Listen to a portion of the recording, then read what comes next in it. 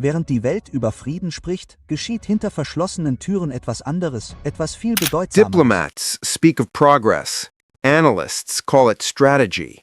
But those who know prophecy hear something else, a pattern forming in the shadows. Jerusalem stands at the center again, still disputed, still desired, while new alliances thread their way through ancient fault lines. Every headline declares stability, every whisper says otherwise. Because prophecy doesn't read newspapers, it reads hearts. And it warns that when the world finally believes it has found peace, the countdown begins.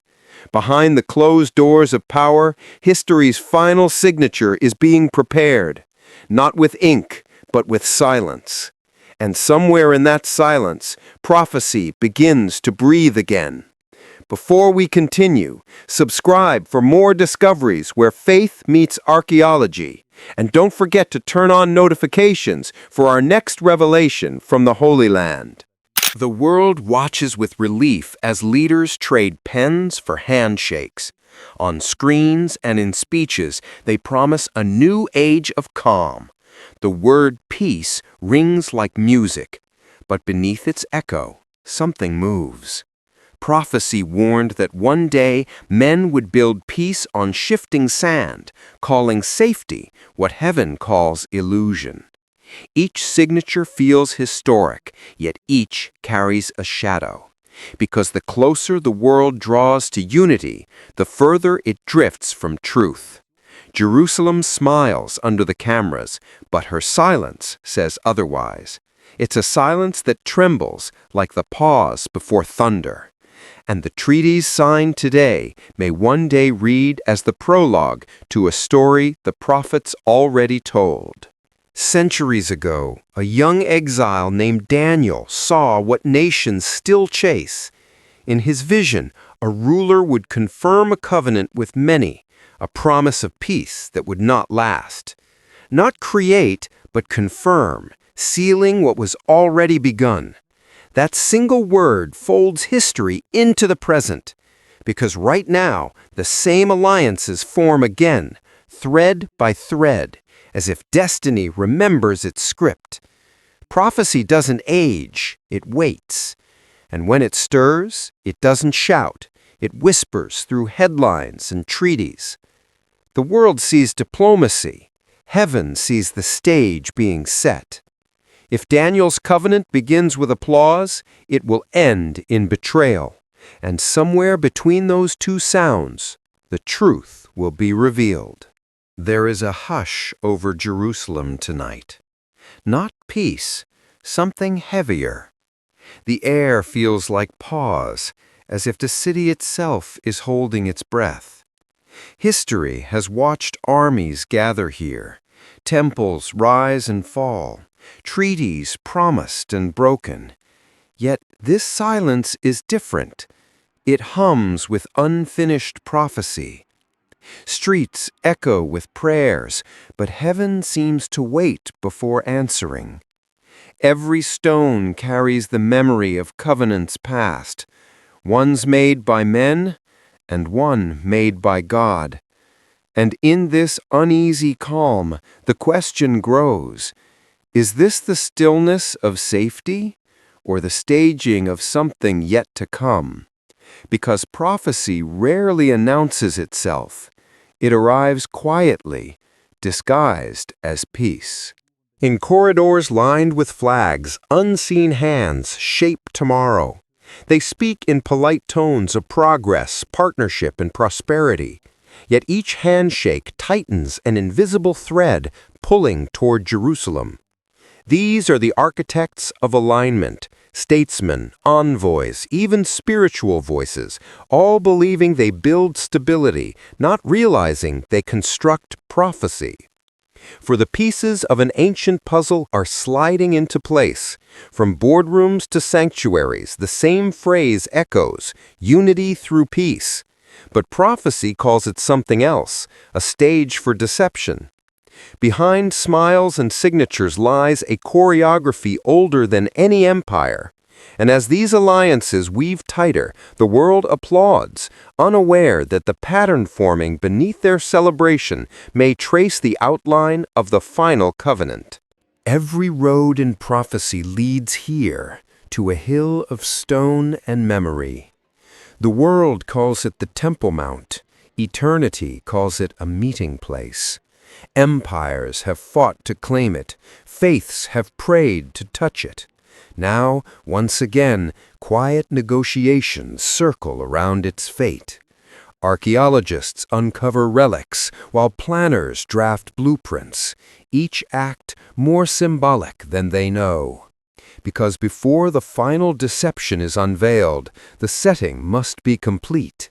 The temple is not just a monument, it's a threshold, and prophecy whispers that one day a man will cross it, not to serve God, but to be worshipped as one. When that moment comes, the peace the world built will fracture like glass. It begins beautifully. Nations long divided embrace. Banners ripple beneath sunlight. The word peace fills every broadcast, every prayer, every promise. And for a while, it feels real. Markets steady, borders open, the world exhales. But peace, built on compromise, is a fragile crown. Because to make everyone comfortable, truth must grow quiet. Altars of unity replace altars of conviction. And somewhere in that silence, the counterfeit begins to breathe. Prophecy warned that a false calm would rise first, not through war, but through wonder.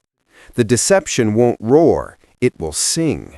And its melody will be so sweet that few will notice the dissonance beneath. Then, without warning, the silence shatters. The covenant that promised safety fractures in a single breath. The leader, once hailed as healer, lifts his mask, and the peace that crowned him becomes his weapon. Jerusalem trembles again, ancient sorrow meeting modern shock.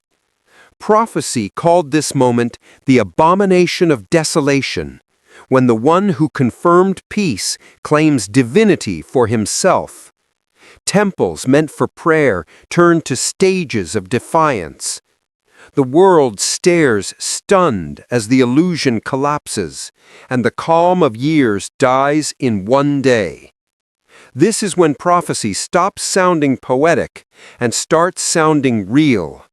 The true intent of every treaty, every smile, every promise now stands exposed. Amid the chaos, one truth refuses to break. Human covenants crumble, but the covenant of God stands untouched. Long before kings drew borders and armies built walls, a voice declared, "I will bless those who bless you."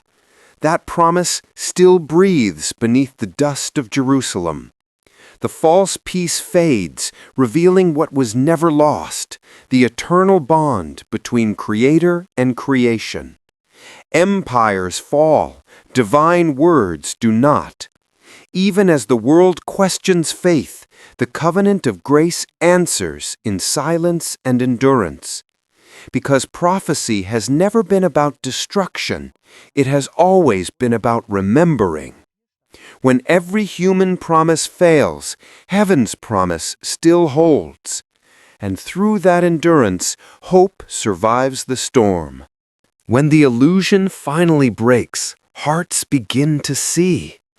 Amid ruin and regret, a whisper rises, soft, steady, undeniable.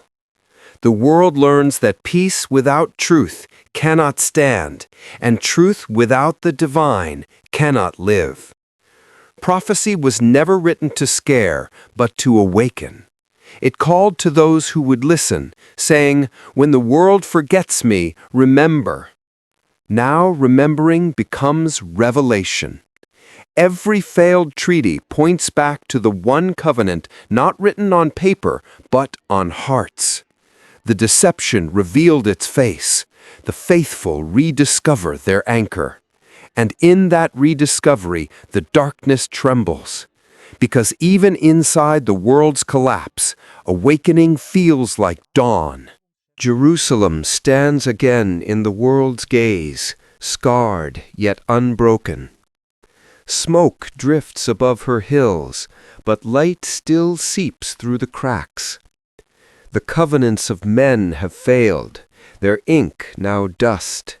Yet beneath that dust, the divine promise glows like an ember that will not die. Prophecy says the deceiver's reign will fade, his silence shattered by a greater voice, the voice that once calmed the sea. And one day soon, that same voice will speak again over this city. But not yet, for the stage is still set, the players still move, and the whisper beneath the treaties has not gone quiet. The final hour approaches, and the story of peace is not finished.